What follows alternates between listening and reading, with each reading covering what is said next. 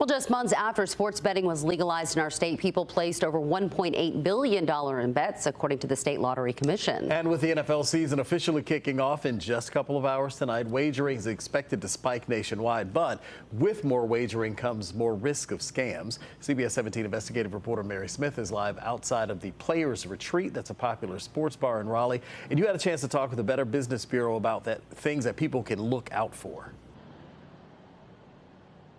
That's right. We talked about some red flags that people can watch for online. This comes as the season starts in just a few hours. And people will place their bets as they watch the game at home, a friend's house, or even a sports bar like Players Retreat here, which may get pretty busy tonight.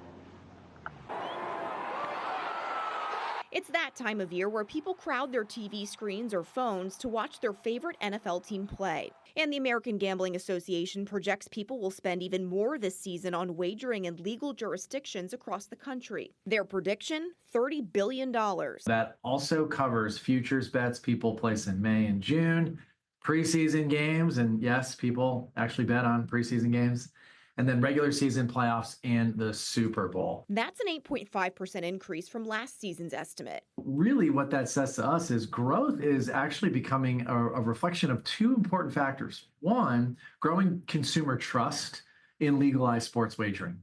This is still something relatively new in this country since the federal ban was overturned by the Supreme Court back in 2018. But that trust is growing. Maloney says more people are also starting to see wagering as something fun to do. There's just far more increased levels of engagement around football, around viewing sports, live sports on television, and betting's a big part of that mix. A must and also a part of the mix, according to the Better Business Bureau, is betting legally and watching out for scams. There are a lot of red flags to look out for. Some of the big ones are going to be promises of a large payout, or even if you have an ad pop up, it might seem super appealing, but lacking those details. You're also going to want to watch out for offshore gambling sites. North Carolina only has 8 approved and licensed sports books. This list includes Fanatics, BetMGM, FanDuel, DraftKings, Bet365, Caesars, ESPN Bet, and Underdog. The BBB says it's important to verify where you're placing your money since reported gambling or game scams are a nationwide issue. BBB recently did a study where they found that there have been over 10,000 complaints filed on businesses in the gambling industry, like sports betting.